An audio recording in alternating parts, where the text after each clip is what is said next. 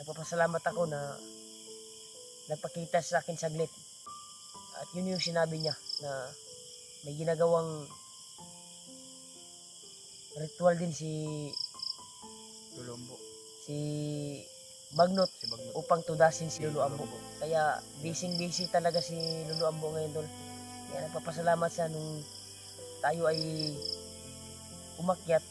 Ako din, sumunod akong umakyat na nakabigay tayo ng alay at nakadagdag sa kanyang lakas at mabuo ang kanyang kuan ba, lalong lumakas ang kanyang pagre-ritual sa kanyang ginagawa upang ang buhay niya ay maligtas dahil sagrado yung kuan ni Commander Bagnot ngayon.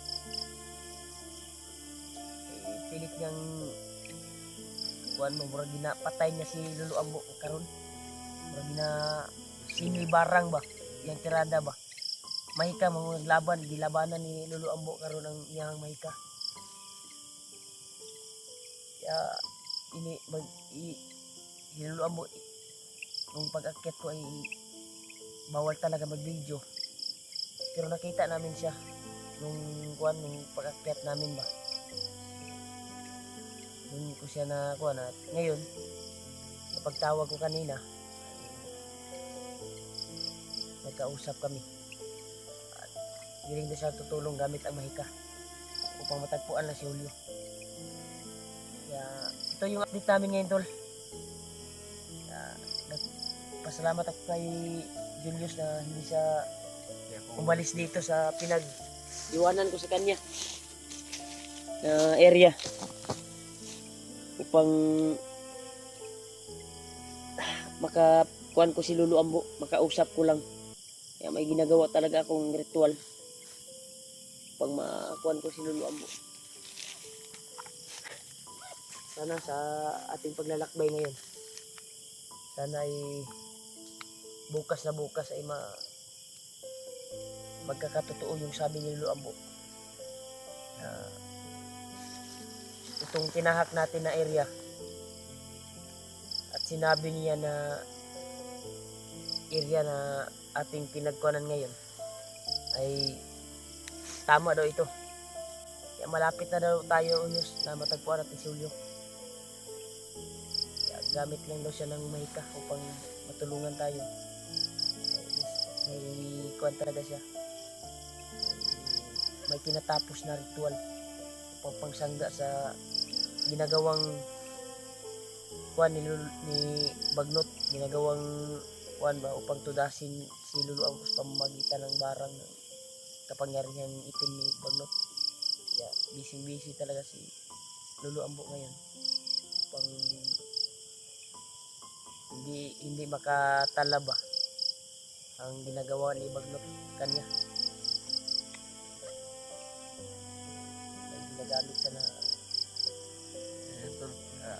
pagsangga sa kapangyarihan ni Bagnot. Bawat kaligtasan namin bukas ng umaga, ingat talaga tayo sa limit. Napakay tubig ya. Wala pang tubig din. Nasa ilang karon. Ubos yung tubig ko ba? Pagdala na lang nabili. Ha? Masarap sana magkape pero naubusan ako ng kape.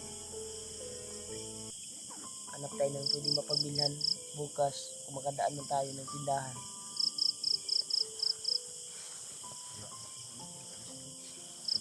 Sana tol, mag-success yung mission namin. Dahil nakalungkot din isipin tol na nandito kami sa bundok ngayon. Ako nandito ako sa bundok at arawan naman ng mama ko bukas. Grabe. Mga piling yung ko, mother ko. Pero sila Kuya Bad siguro makapunta na naman bukas doon sa mga magulang namin. Pero kailangan talagang tapusin itong misyon na ito na maligtas si Julio. Pinipilit namin na hanapin to at kahit gabi ay nilakbay namin itong area na ito. Kaya pinusigit ko talaga na kinausap si Lolo Ambo. So, success yung kuan ko. Willing siya natutulong sa akin, sa amin. Namatagpuan namin si kuan pero ang gagamitin niya ay mahika lang. Kaya gaya ng sinabi ko na may ginagawa pa siyang ritual tol pagsangga sa ginagawa ni Bagnot sa kanya na para tudasin siya. Kaya busy talaga si Lolo. Pero tutulungan niya kami tol gamit yung sinasabi niya ng ritual na yung mahika upang mapabago yung isip ng bihag. Mapabago ang isip na may hawak ng bihag.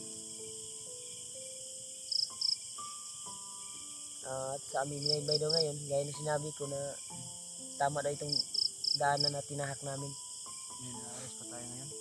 Ha? Aalis pa tayo ngayon. Aalis tayo ng... Lilipat tayo ng area ng sa dinaanan ko kanina. Doon sa ibaba. Doon sa sapa, diba? May sapa doon. Nakarinig ka ba ng ingay ng kuwan dito? Ingay ng mga aso ba? Narinig ko yun kanina. Akala ko ikaw yung... Ako yung nakita siguro noon na nag-flashlight ako saglit dahil hindi ko nakita yung daanan doon. Tinalon ko kasi mataas yung pangamoy ng aso. Taas yung kuwan tayo. Nakaka ko yung aso na nagtawa sa unahan sa kalayuan. Buti na nagkuhan ka, Kasi ito yung gamit mo. tingnan ko yung pakbag mo na may laman naman. Ang pakbag na ko, nasa imong bag. Nasa yung bag nilagay Ito ko. inanin ako ba? Ganun ako.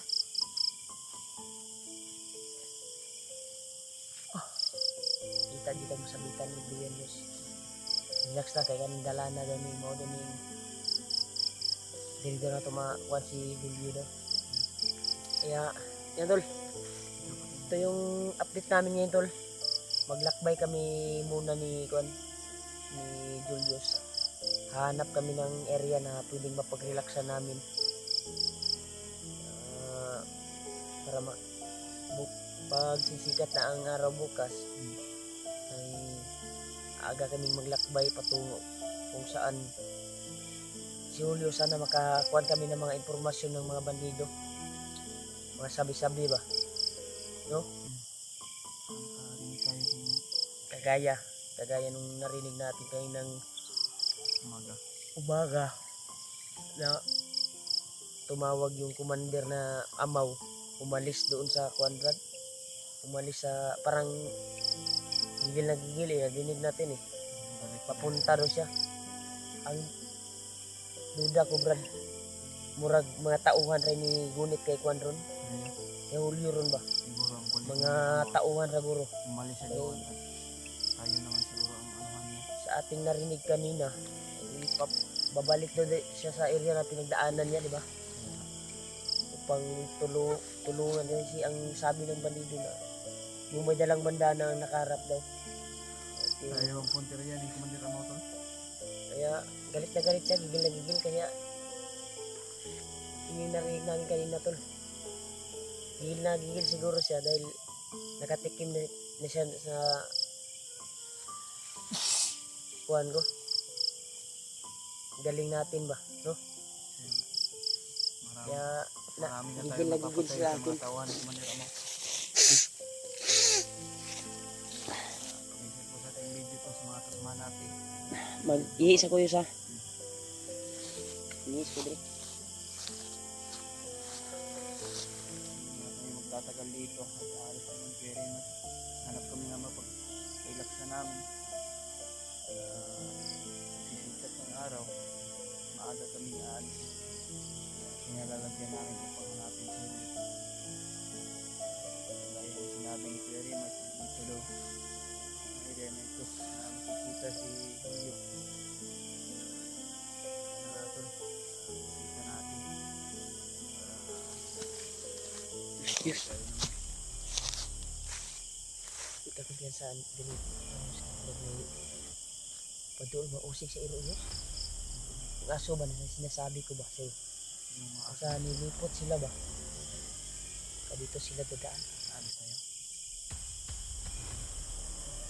Yan, naman muna tayo. Sa lupa natin. Itong gabi. Malapit na. Patayin sila. Patayin. Patayin mo. Ito, pasensya na po kayo tol na hindi nyo kami nakikita. Dito tayo. Dito tayo. Dito tayo.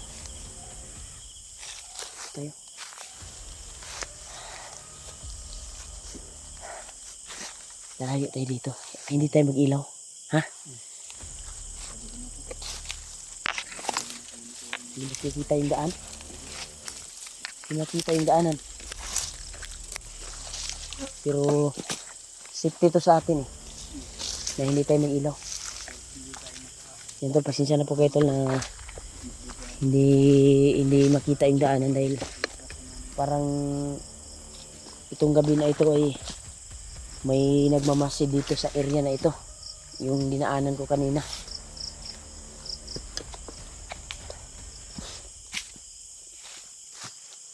Diyos. Kita. Ha?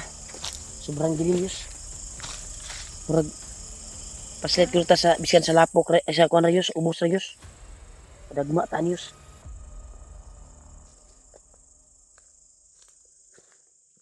Dito.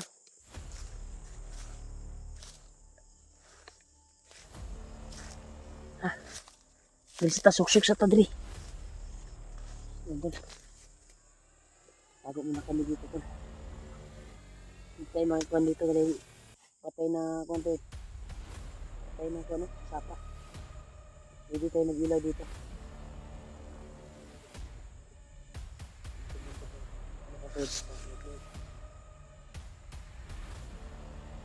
Desisyon tayo nito ng kalayo pa bro. Iwas tayo dito dahil dito siguro yung daanan sa patrolya nila.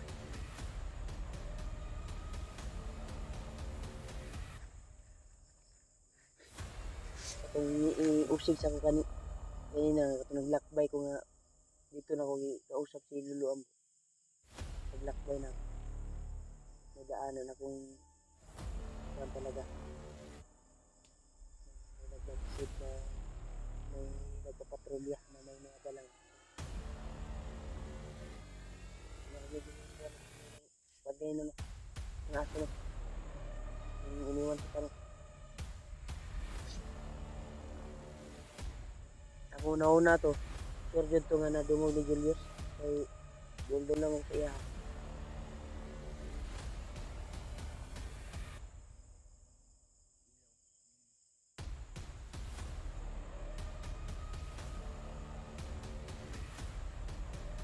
Ito kasi ito ang kanin ko niya.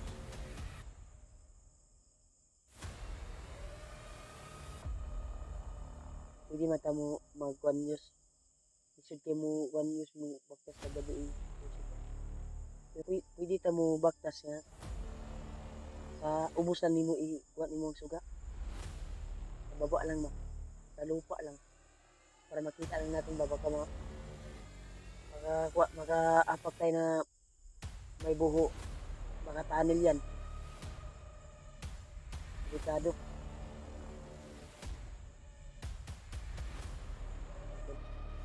Hindi kami magtatagal dito sa area nito. Hindi kami mag-ilaw ko tol, pero sa baba lang.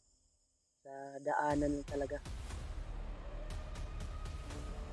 Safety din kami sa aming inaapakan. Hindi kami malaglag kung may mga butas dito dahil nilakaran natin kanina may araw pa, di ba may mga butas na buwan, sobrang lalim, parang dito nagtatanil yung mga ibang buwan dati, mga hapon ba, kaya ingat tayo dahil sobrang taas nun. So, kapag malaglag ka nun, sigurado hindi ka na mabuhay nun. Yun.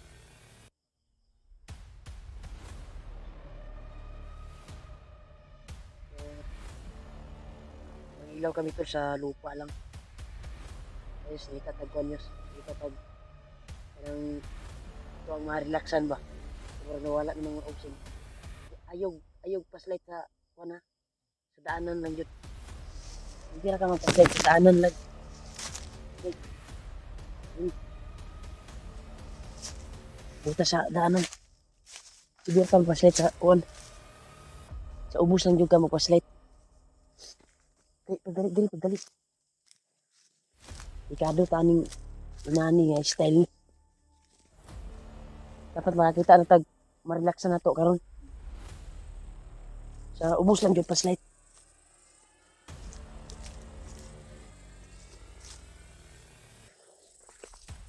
Ikado yung maglakbay o gabi ito. Hindi natin makita yung mga kung may butas yung inaan natin sigurado. Hulog ka talaga.